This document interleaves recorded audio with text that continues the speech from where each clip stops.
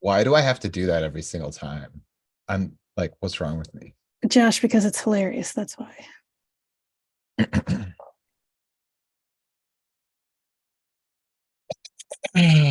Cha cha cha cha. Hey, Josh. What's up, Tressa? Not much. Should we Cool. just clap it in Yeah, or? let's do it. Let's just jump in.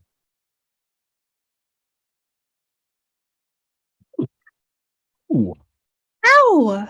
on fire tonight. All right. What's up, guys? It's On Fire Tonight with Josh and Tressa. I'm Tressa. And I'm Josh. We're here to talk about The Peripheral, Season 1, Episode 7, The Doodad. Ooh. This is your warning. If you haven't seen it already, we will talk about the episode in detail. So if you don't want it spoiled, please go watch it. You have gone and now you have returned. Welcome back. Tressa, what'd you think? I thought it was better than the last episode. What did you think, Josh? Okay. The last episode kind of was a low point for me. And this had some good and some bad to it. I agree. I want to preface every bad thing that I'm going to say in this episode and retroactively for like last episode too, that I think this is a really good show. You know, it started off well. It has a lot of like high concept stuff baked into the premise, really good characters. It's like whatever. There's a lot of good stuff about it. Having said all that, they definitely like they're treading water a lot. Yeah. Yeah, they are. You know, the What About Bob episode, which is like a high point in the season, is like a completely like encapsulated thing that like barely exists in the world of the thing. Yeah. I mean, yeah. And then last week, like absolutely nothing got progressed plot-wise. Last week was a real stinker. Yeah. This week is like a semi good, semi bad. Yeah, it's a crapshoot of a show today. All right, let's jump in. We start Okay. off in the Blue Ridge Mountains. Can we talk about just for a second? Do you fill up your sink with water to do dishes, or do you do one dish at a time? All right, so I don't fill up my sink. You're saying like fill it up with water. Yeah. No, that's gross. That's so gross. Yeah. I mean, like I understand that that's sort of like a long-standing way of doing it where like you have to conserve water and we should all be conserving water. But like, don't you want your shit to be clean? Exactly. And then you're just using a dish towel to move some bacteria around and then rinsing it off. Disgusting. I mean, I'm not even sure that like my methodology is that much better. Like if I take a soapy sponge and like scrub down all the stuff and then rinse them, is that better than having cleaned it in the bucket of suds and then rinsed it? I think my method is better because I think the bucket of suds just seems super gross. Yeah. Putting your hand in their period is disgusting. I don't want to touch that. Totally. I don't care for it at all. Also, you know what's great? A dishwasher. Oh, so great. Yeah. But they're old and live in the middle of nowhere, so they don't have a dishwasher. When I was a teenager, one of my friends' dad, who like he was like a really nice guy who had no problem with like his son having like tons of people over all the time and kind of trashing the place. He sort of gave us space to just like be kids and whatever. Sure. I lovingly remember this guy sitting at the breakfast table one day, and or maybe it was early evening. I think he was like a little drunk at the time, sort of talking to us and sort of talking to himself about the dishwasher as like, you can just take everything else about like human like achievements and throw them away, but the dishwasher is great. You put the dishes in and they come out clean. I could not agree with him more. Right? I'm a neoprim, except for the dishwasher. Don't fucking take my dishwasher. I will fucking murder you first. Yeah, if the line in the sand is full neoprim, but you have to give up dishwashers for the rest of all eternity, Fuck sorry. you. We're going to go full jackpot. Absolutely. There's That's no the way I'm deal. living with. Yep. Agree. So that's all that happened in the show today is a dishwasher. Yep. The name of the episode was Doodad. If the sheriff had been in charge of naming it, it would have been Crawdad. Yep. Because he sounds like he's from New Orleans, Scotland. Yeah, he's definitely from the Highlands of New Orleans. I said there can be only one Big Easy. Oh, that's terrible. Thank you. Do you know what's something Scottish? Robert Burns. Some poetry by Robert Burns. Yep. That sheriff knows a lot of that. Definitely. I say there, Tommy. Let's go gang of glory.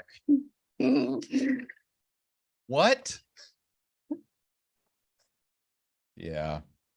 So the exciting thing about the doodad, the name of this episode and the actual doodad itself, and just the use of the word doodad, is that this is a wonderful crossover in my mind and nowhere else with the Amazon Prime original series Outer Range. Maybe every single Amazon Prime original series is connected. Same universe. Yeah, it's like, okay, we are going to greenlight your show and we're not even going to give you notes. There's just one thing you have to do. You got to work the word doodad in to the dialogue. Done. That's it. You got it. I've got like 5 I can think of off the top of my head. It's great. Like, how often do you use the word doodad in your regular life? No, but like having seen Outer Range and now watching this, like I know I'm going to be saying it as much as I possibly can. I probably will not start. It's a fun word. Just say it out loud. Doodad. Right?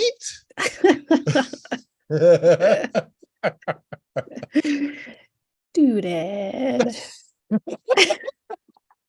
You're right. I'm going to use it all the time now. It's fun to say. You were just saying that and it had no context and it was fun to say. Right. Yeah, I retract my original statement. So all right, so Mama is doing dishes and Mama Fisher, she freaks out, so she turns off the doodad on the sink. It turns out she has lost her vision again.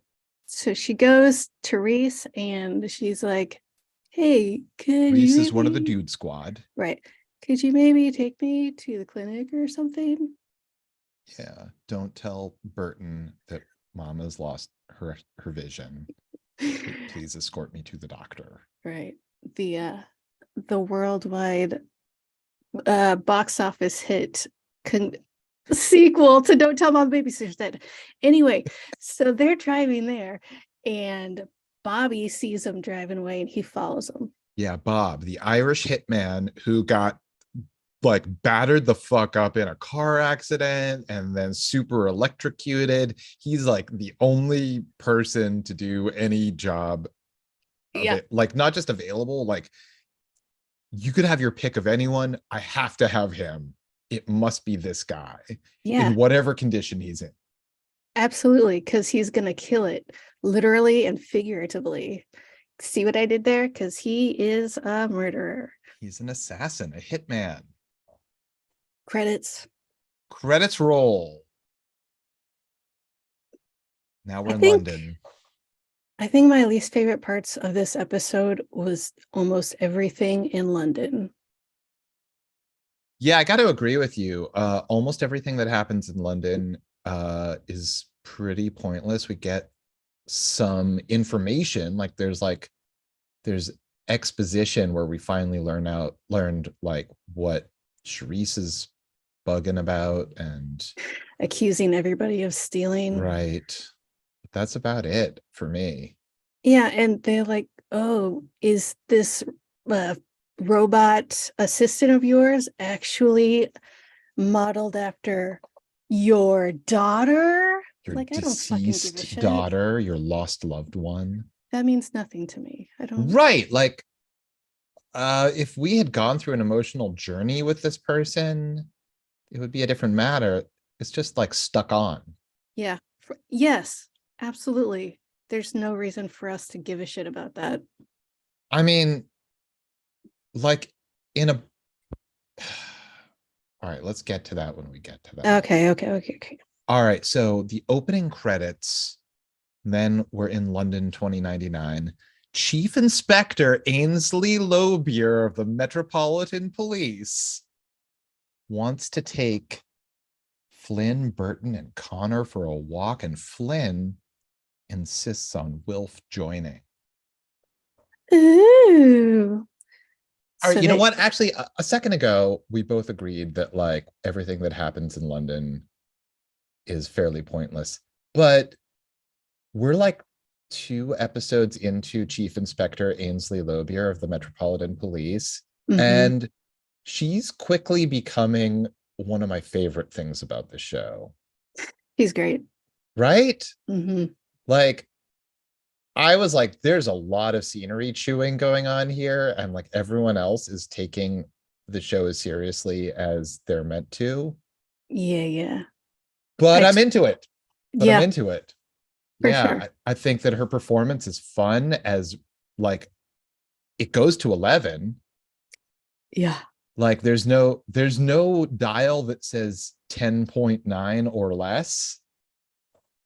Well, Is that actress English? I think so. Did you say I do Shua? I do not think so. I believe that is an American actress. I think. I thought so too, but I'm not really that familiar with her. But just because it seems like her accent is way over the top, but Right. subtle at the same time. Uh Eh, yeah. I mean, I hear what you're saying. It's like, you know what? I think they're okay. So there are like a number of British actors playing Americans and doing a really good job. mhm. And I think this is an American actor playing a Brit doing a good job. And I don't know if they happen to have great dialect coaches on set or if they're just really like good independently. But a whole bunch of people are doing a really good job of like of that accent stuff. We applaud your accents, We even though we were yeah. mocking them earlier. Yeah, we have mocked you fully and probably will be some more. Oh yeah, for sure, for But sure. we think you're doing good work. Like we think as actors you're doing good work. Mhm. Our complaints are with real British people and their real accents. Mhm. Mhm. Not fake British people and their fake accents or fake American people and their fake accents. No, just Shit, I'm just digging myself in deeper, aren't I? Like like nobody with a British accent, they didn't ask to have that accent. They were just born that way. I don't think they were. I think it's something they learned. Oh, like a very affected whatever. All right, we got to cut some of this out. No. This Anyway, is so important. so that's pretty much it. Like she's like, we gotta go for the thing, you guys, let's go. And Yeah, then it and goes mostly to what that scene was about for me is looking at the outfits that the peripheral bodies for Flynn, Burton, and Connor are all wearing. yeah. Like, did you take that in at all? Yeah, because those peripheral outfits and everything Charisse has ever worn, I'll tell you exactly what they remind me of. The scene in European Vacation where they go shopping for clothing in Italy. And it's like a montage of a fashion show for those guys. All right, I definitely have to rewatch that movie because I have no memory of that whatsoever. I probably think about it more than I should. I mean, all I really remember from European Vacation is, Dad, I think he's gonna pork. That's it. That's like, that is it. That's fair. It was a very important scene. Just very 80s that, and of course, Italian. Holiday Road. That's not in that movie. Longtime listeners, letterheads, and super fans all know that I love the song Holiday Road. So much. Wait, that's not in that one? I don't know. I have no idea. I think, isn't that, I thought that was the theme to all of those movies. It could be. I could be lying. I have no idea. All right. Well, I'm not going to check. Me neither. Why would I? All right. So, yeah. So the peripheral bodies are wearing some extremely high fashion clothes, I guess. I don't know. Very 80s Italian fashions. Only Yeah, goth. totally. Like that, like saying. Those are outfits that would cost like $10,000 in 1988. Yes, exactly. And only be seen on the runway and not maybe on the streets of Milan. Right. And I love them. I'm not knocking it at all. I love them. I don't actually know how I feel about them. I'm like, do I like this them. or hate this, or do I have a feeling about this? I'm not really sure. Love. Like Flynn's, I think, is kind of boring compared to everyone else's, but there seems to be a scarf like that is attached to the shirt on Connor. Yeah. Right? Is that scarf is like part of the shirt? I think so, because there's like a zipper right next to it that doesn't make any sense. To keep, I don't know. This is a real make it work moment. Anyways, we're back in Blue Ridge and right, the only doctor in town, Dee Dee, that's Flynn's that's Tommy's fiance, is about to see Mrs. Fisher. Reese brings her in. Yeah, and she says to Reese, "Oh, you can tell Liz that she can take her lunch break." That was an important piece of dialogue for her to impart. Yeah. Otherwise, Liz would still be there when all the other shit happens. Like what? What happens, Josh? You know, whatever else is going to happen. So off screen, we're led to believe that Reese gives that message to Liz, and Liz then goes out, and she must not have brought in lunch that day. That's what I was going to say. She did not bring her lunch today. She's going to go to Arby's. Yeah, she could have been in the break room, but nope. I think she went out. She for sure went out. And probably because everything is a 3D printer in this time, Arby's just 3D prints you a sandwich. Delicious. With extra horsey sauce, please. Yes. Jamocha shake. We go from there straight to the cop shop, and Tommy's like, "Hey, shop, where's that evidence from that thing that happened to me?" And she's like, Gladys, who we met last episode, is like, "Man, you're just talking some bullshit. Why are you crazy? Why would we have evidence for that? That's just a car crash where a guy was in your car. There's no evidence." Yeah, there's no guy. There's just a crashed car. Yeah, that is invisible. Good one, dude. Yeah, the invisible car. Ha ha ha. Also, no record of any doodad or gun.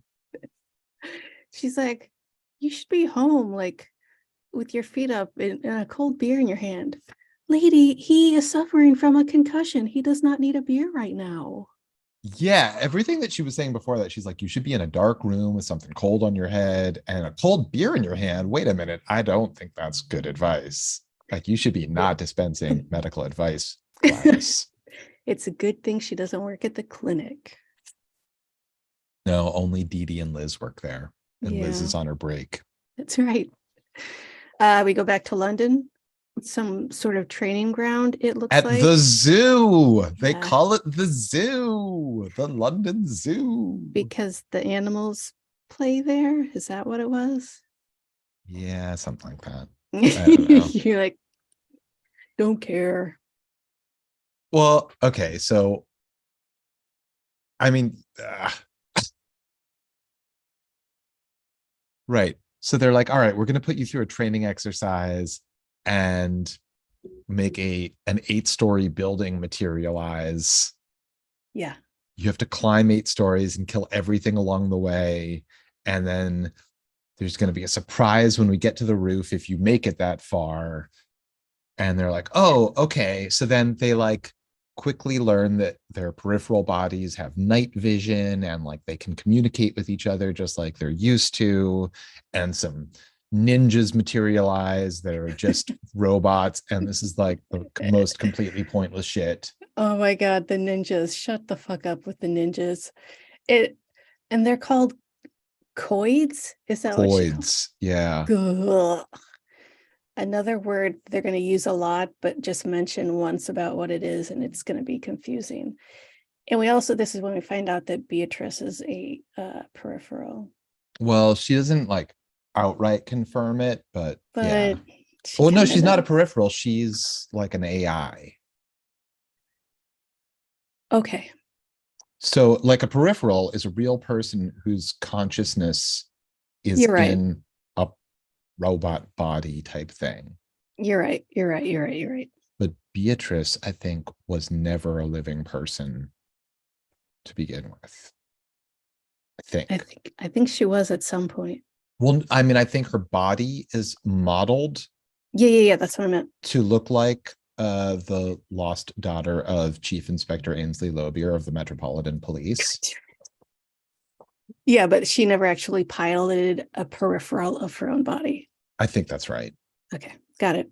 Got it. Okay, so let me just like, what the fuck? It's episode 7. Like, why are we having our guys fight in this training testing thing at all? It's so stupid. Agreed. It has been proven that they can fight, and this is a fake body that is even stronger. Right. You're doing this for the benefit of Ainsley, what's her name? That's fine. They could do that off camera as far as I'm concerned. Totally. I mean, I get that, like, they're like, okay, so we'll have like a fun action sequence that we can cut to whenever we need to like break up the action. But it's stupid. It sucks. And it like it really bothers me. Yeah. I thought I was gonna like it, but I didn't. Yeah, I mean, I was open to the idea that like whatever training thing this was going to be could be cool, but then it was just that. Yeah. Not yeah. Make a montage, make it shorter, make it something. It was nothing. It was nothing. It was nothing. So then we cut to Tommy breaking into a junkyard. Back in the Blue Ridge Mountains. Yeah, he's at the impound yard. Impound yard, that's what it's called. And he finds this cruiser and he gets a gun and the doodad out of the cruiser. Yeah, they're both just in the fucking glove compartment. Why? Nobody did anything with that shit. They just took the car, stuck it on the lot. I mean, I understand you don't want to put these things into evidence. You don't want there to be evidence. But don't leave it out there either. Take it, put it under your mattress or something. What are you doing? I mean, potentially, because he had a concussion, he didn't report the existence of that stuff to anyone. So like the chain of custody was lost, maybe. Sure, I can get behind that. But also you would think Tommy has a concussion. We should search the car. Maybe. Well, except, literally everyone at the police department works for Corbell Pickett, except for Tommy. Jesus Christ. Making their lives that much more difficult, I have to assume. Why not fire him? How about that? Right? Or just like, I don't know, give him a job where like he's like way off somewhere else doing other shit. Yeah, he's directing traffic next to a school. Totally. Just stick him in front of the school all day and all night. Yeah. Because like otherwise, everyone in the police department has to pretend their cover story whenever he's around. Yes, it's stupid. It's completely, what a waste. But he gets a call from the sheriff. He's like, I need you to get to Corbell's yesterday, like right now. Come on, let's go. Yeah, you're no longer on paid leave. You're back on duty. So then we cut to outside the hospital. Bob has followed Fisher and Reese, Mrs. Fisher and Reese, to the hospital. And in order to have a convincing story for why he's at the urgent care, he deeply slices the entire length of his forearm with a knife. And then that, it turns out, was never, ever, ever necessary. Nope. Nobody gives a shit because he automatically goes and destroys Reese. Yeah, he walks in with like a bloody rag over his arm, which could have just been a bloody rag from like a tiny little cut. Not like he basically made his left arm useless and threatened his own existence. Very much so. The way that arm was cut, right? There's no way he would have survived that. He should have been dead at least 15 minutes later. Look, I'm just saying, if you're hiring Bob, it's a bad move. He's not as good as you think he is. Or he's so good despite being so bad.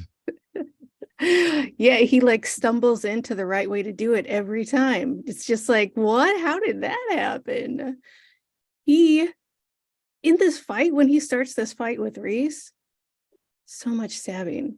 This fight was like half punches, half stab. You know what? It was 1/3 punching and kicking. It was 3. Wait, what did I say? 1/3? 2/3 stabbing. It was bananas how much stabbing was going on. I don't think I've ever seen that much stabbing in a fight. Yeah, I think, well, he walks in with his like bloody rag over his arm and immediately stab right into Reese. Yes. Like, okay. What?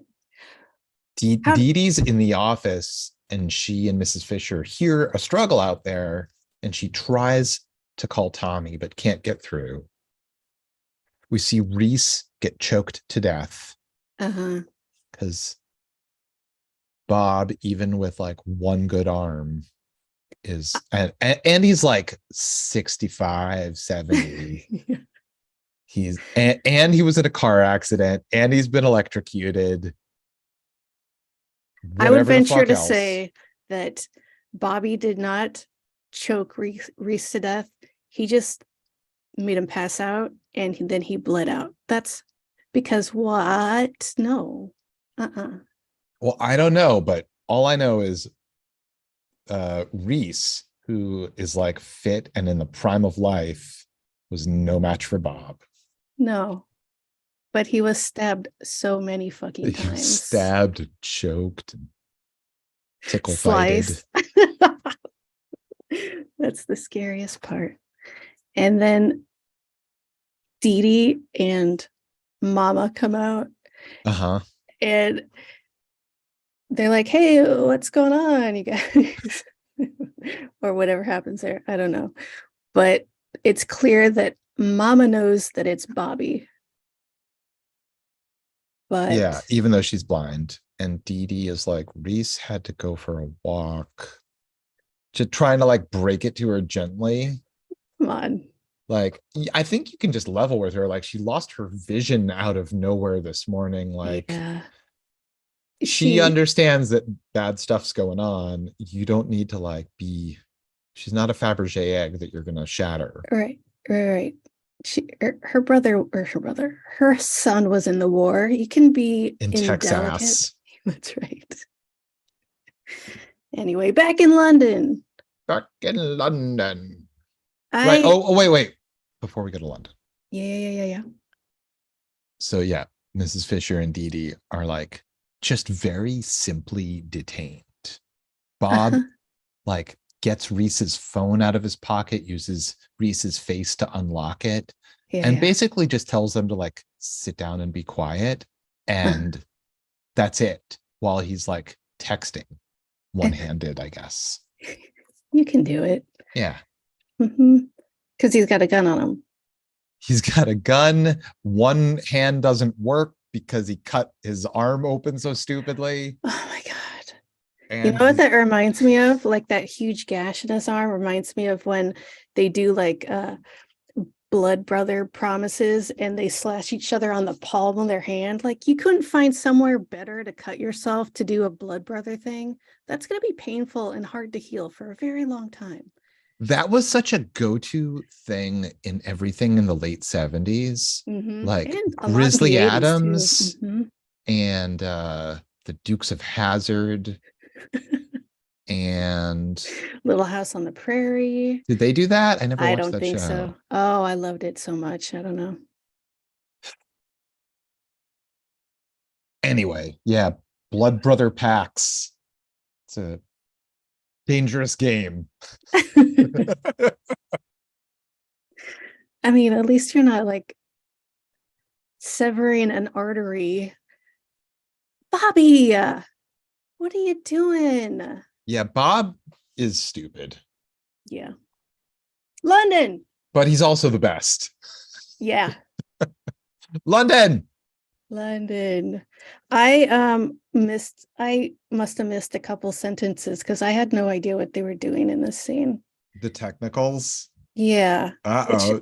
It turns out like I was furiously trying to figure out what the fuck was going on too.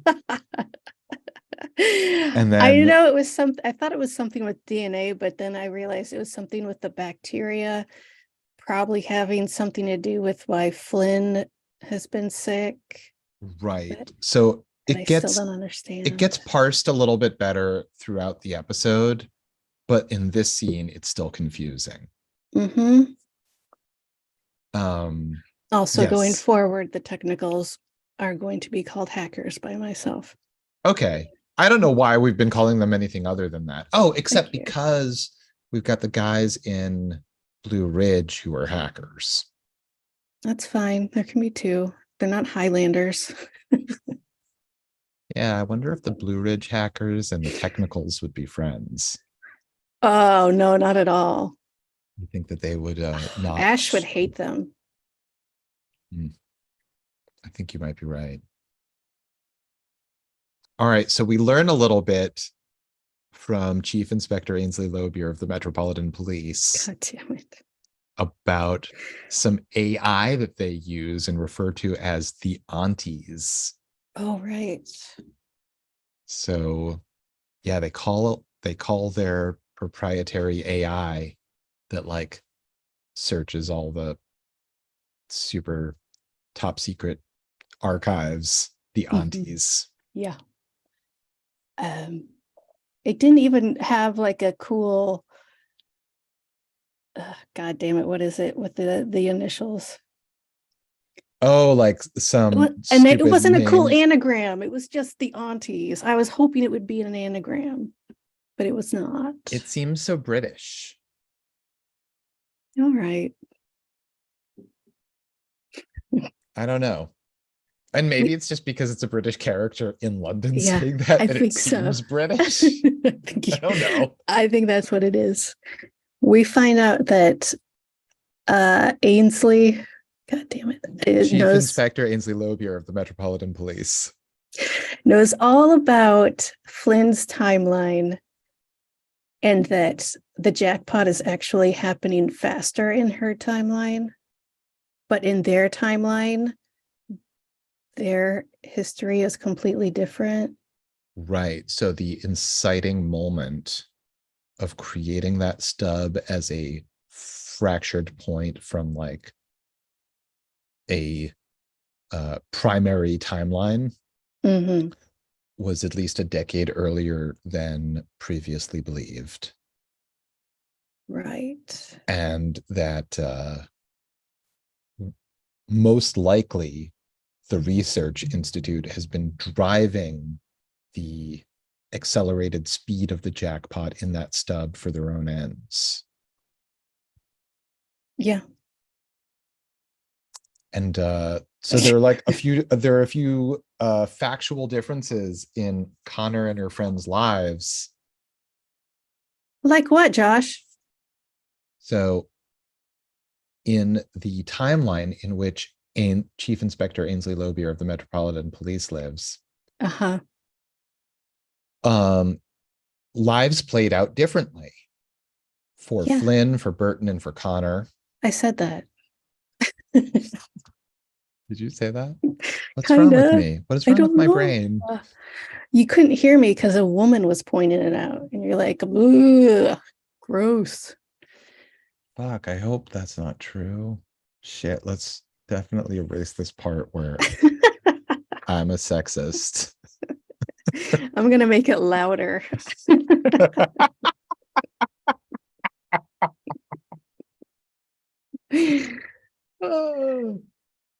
So in Ainsley's timeline, Chief Inspector Ainsley Lobier of the Metropolitan Police. Connor didn't have his accident. He's fully unharmed. Yes. Flynn married Tommy and has kids, and Burton died in the war. Yep. Yeah. And we cut to some more ninja fights. Yeah. Pointless ninja fights. Yeah, just stabby. Then we cut to the Blue Ridge Mountains again, where Bob is just doing that thing that bad guys do when they have to like talk about themselves to whoever their victims are. It's like there's a slow moving laser on James Bond, and Blofeld is like, let me tell you about my criminal plans. But instead he's like, let me tell you all about, you know, the correct way to use a knife on a person. And for him, it all boils down to speed. That's right. He says something about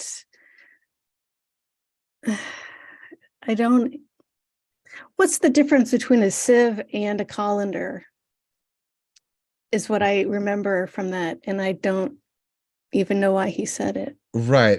I'm going to open you up like, what's the difference between a sieve and a colander? Are they the same thing? Because, you know, like liquid You're gonna have a lot of holes. The bottom of them. Yeah. The bottom.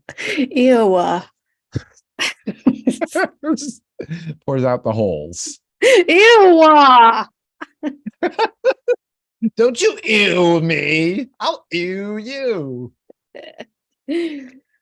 Now we're going back to Connor and Burton, and they're still fighting, and now they have to fight Beatrice on the rooftop. That was the big surprise. It was just going to be so fun of a reveal. And or each other too, because there can be only one. Right. As discussed by all Scottish people all day, every day. Yes, they were playing Highlander that day. And Ainsley has a crazy set of questions. I'm going to tell you I'm going to ask you a bunch of questions. You got to answer them as fast as possible. Right. It's like a job interview, but it's being conducted by Chief Inspector Ainsley Lobier of the Metropolitan Police. That's right, Josh. And Flynn has to.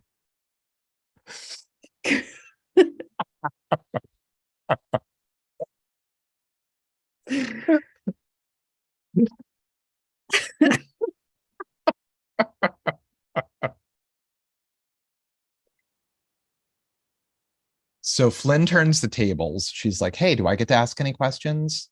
And Chief Inspector Ainsley Lobier of the Metropolitan Police says, I will do like a genie and give you 3. Thank you, Constable. And I don't even remember what she asked, but she says, what do you fear? And she says, the past. And then Flynn says, you mean like my past? And oh, bitch, you got one question and left she now. says, yes. And that was 2.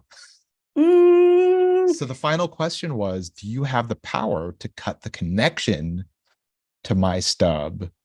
Anyway, we got this other thing we want to do right now, so we're gonna have to cut this short. So yeah, Chief Inspector Ainsley Lobier of the Metropolitan Police overpromised and did not answer that question. Nope. So then Beatrice completely kicks ass on both Burton and Connor. And Connor gets kicked off the building and he's just laughing the whole time. It's the greatest thing that's ever happened to him. They wake up, all 3 of them wake up in the Blue Ridge Mountains, and Connor clearly has a crush on a robot. Big time. I'm telling you, there is only one reason they invented them. Well, so they wake up in their real bodies in the Blue Ridge Mountains, and they have a text from Reese that he took Mama to urgent med and they gotta go. Right. And then Tommy shows up at Corbell's. He's walking through, following bloody footprints all the way through the house. Sees that Corbell's wife is dead. You hear Corbell talking to the sheriff. He just wants to kill that motherfucker, or whatever he says. Yeah, he has not been given much character development because like that's like all he's really able to say for the rest of the episode is like, I want to fucking kill that motherfucker. Yeah.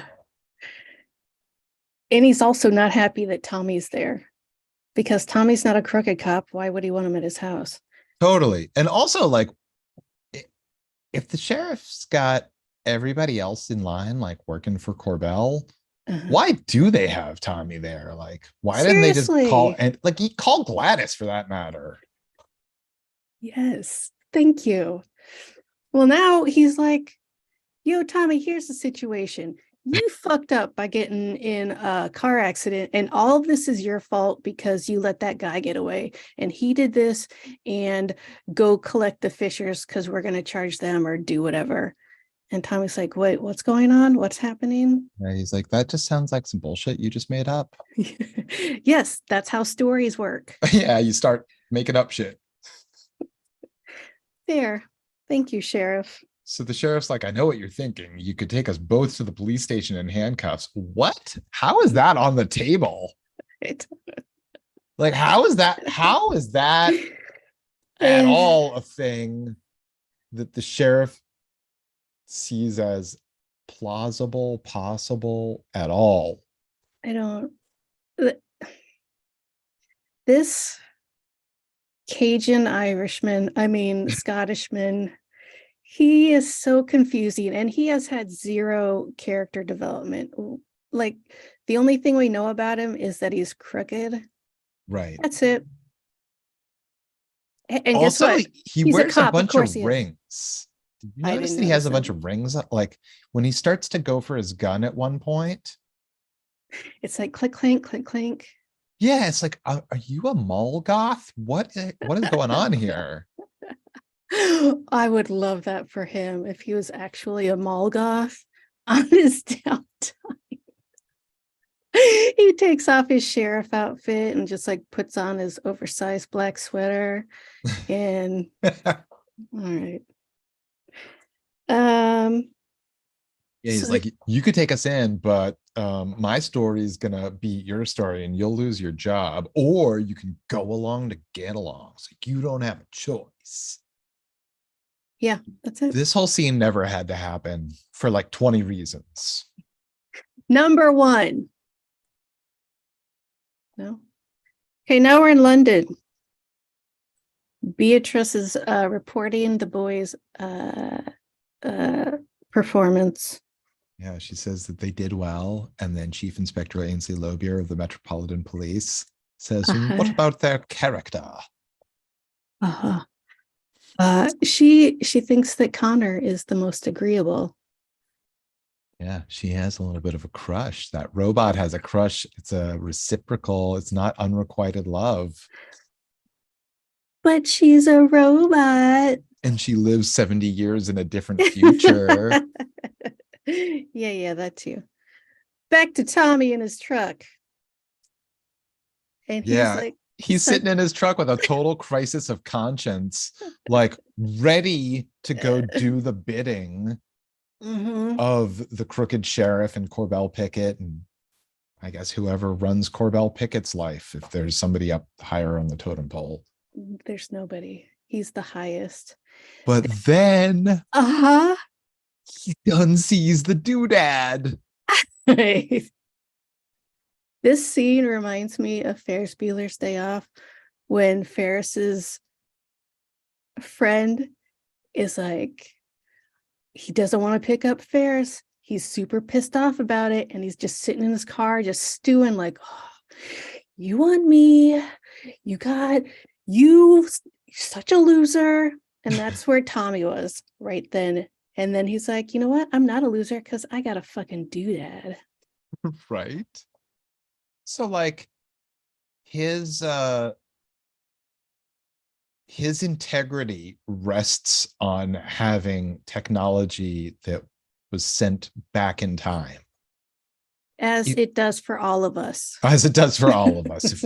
If we didn't have access to impossible technology, doodads as it were, we would just be doing all the dumb shit we have to do, despite the fact that we know it's wrong.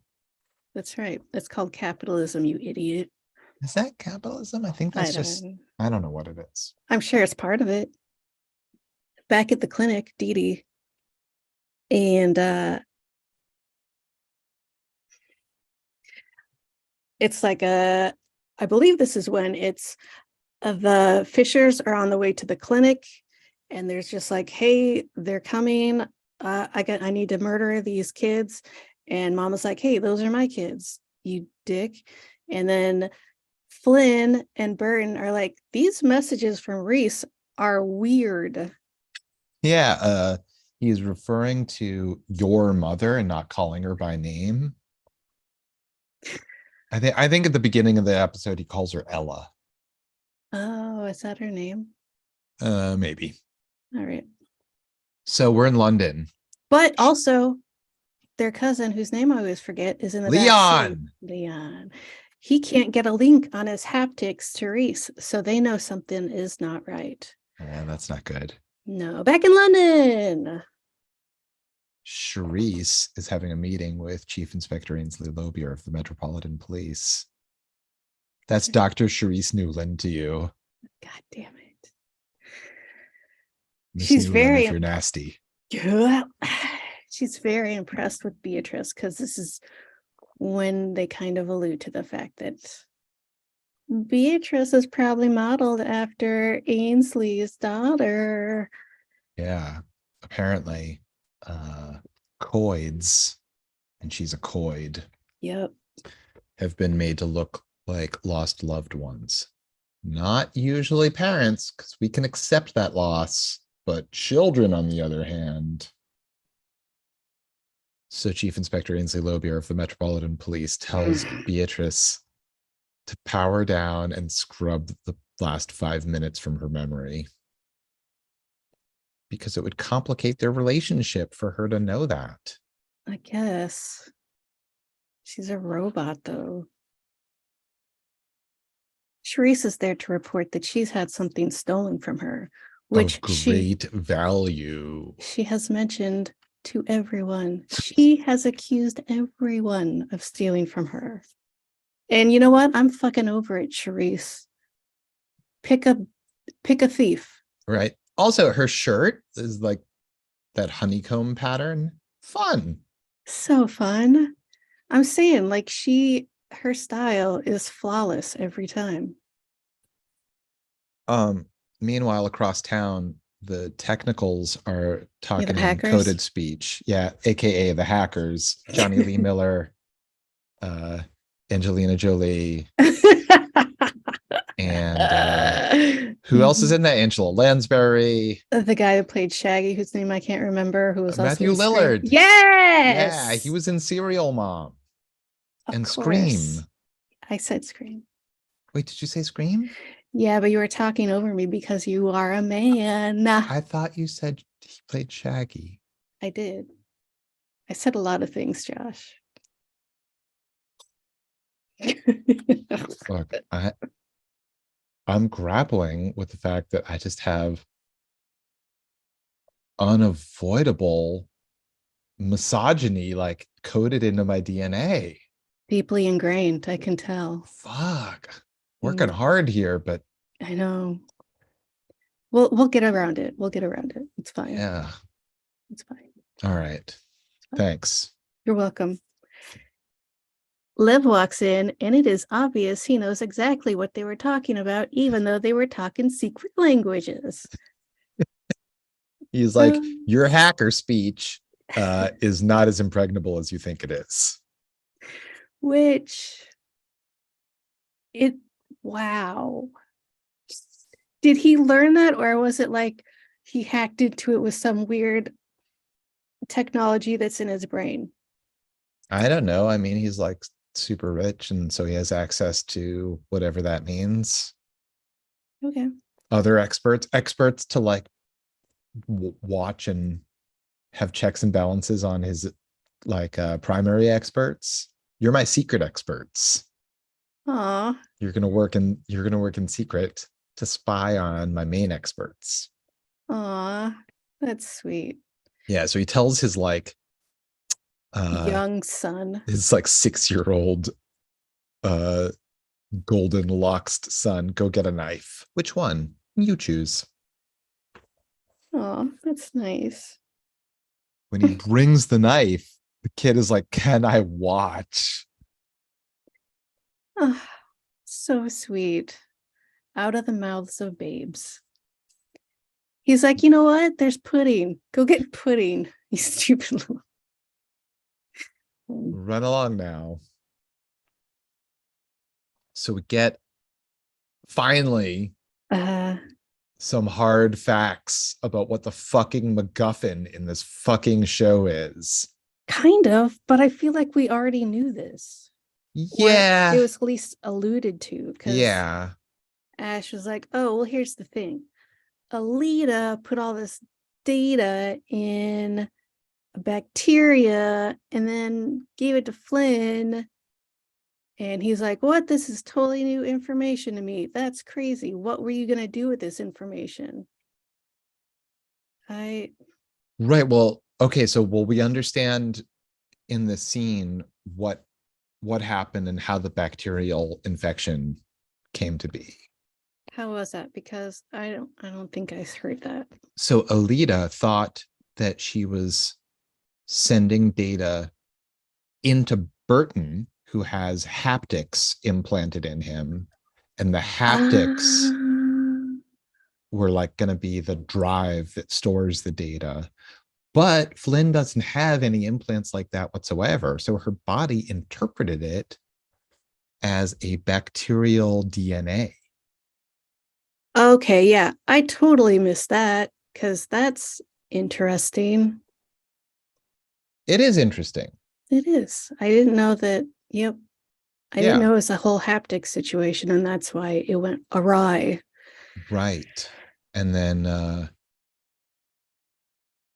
he's like, why? What are you doing? What are you going to do with this information? And Ash is like, I'm going to sell it to the highest bidder. And he's like, fuck you. What are you actually doing? Right. I don't believe that for a second. She's like, I was going to give it to the neoprims. It's such a good thing that they fully explained what the neoprims were in that one episode. Yeah. Like we had a full and comprehensive explanation of the neoprims. Almost too much. Almost way too much explanation. But thank God for it, because there Yeah. was a lot to learn. And we Yeah. learned it all. Yeah, oh, yeah, we did. It was like the whole episode. That's all they talked about. Yeah. So Ash wants to give it to the Neoprim so they can burn down this world and build a new one. That's right. You fucker. Lev is like, hey, guess what? If you double cross me again, you are gonna die. But I like you. I think it's Ossian, I super could take neat. her leave. But you. Yeah, no, seriously. He could give two shits for him. Back to Charisse and Ainsley. Oh, do Um, you mean Chief Inspector Ainsley Lobier of the Metropolitan Police that's right. and Dr. Charisse Newland? Uh-huh, yeah, yeah. Uh yeah, I just wrote down Charisse is explaining the first two episodes of this series to the cop. Just, Right. Right. She's like, okay, so basically every aspect of the jackpot was fueled by human nature. So that's the real problem here. people are the worst.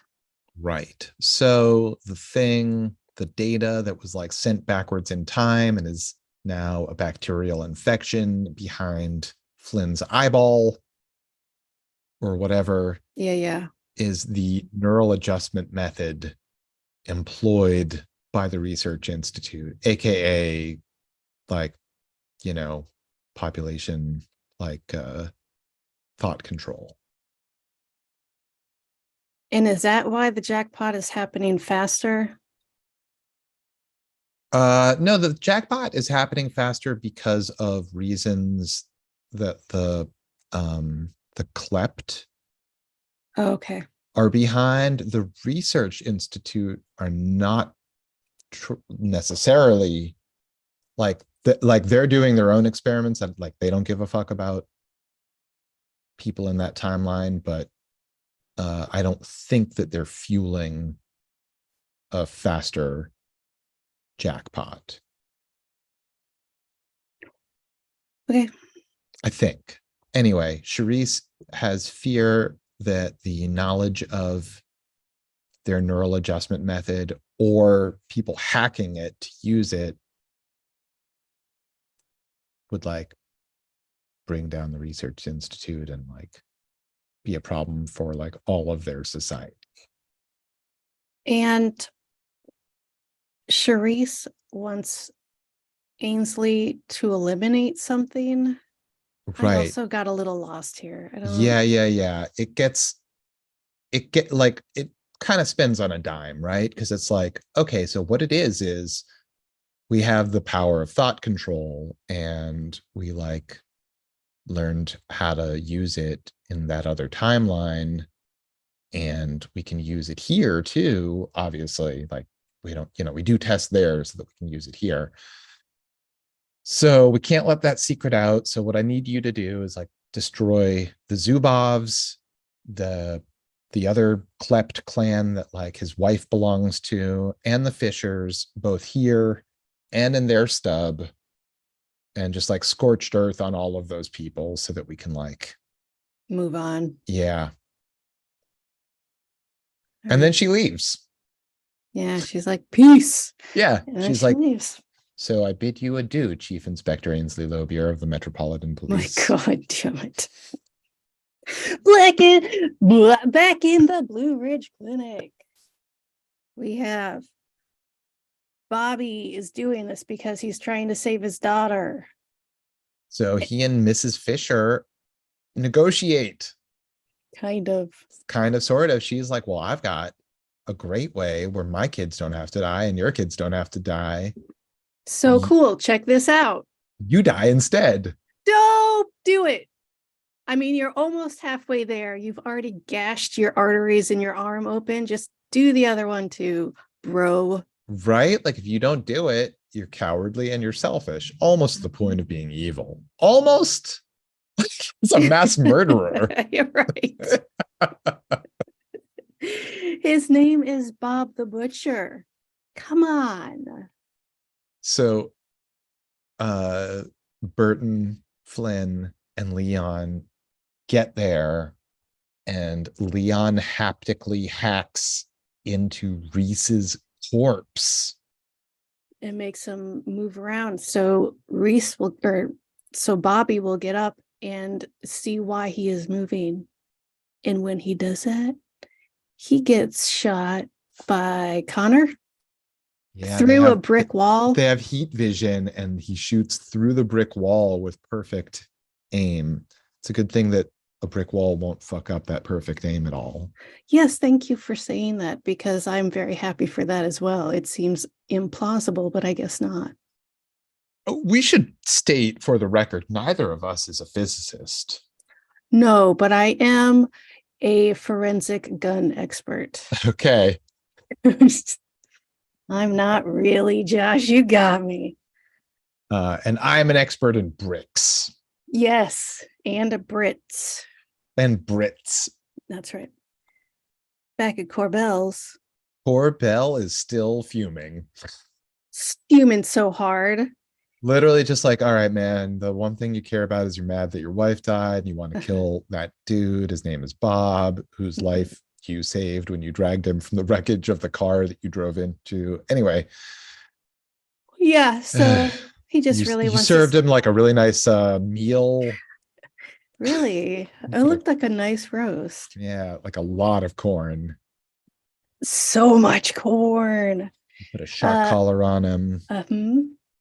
Tommy walks in and he's like, hey, bros, here's what's going to happen. Fuck you, fuck you, fuck you. And he pulls out a gun. He's like, hey, you know that story you were saying that was totally fake? I got one too. Here's what happened. And he kills the sheriff. I shot the sheriff. Nope. And then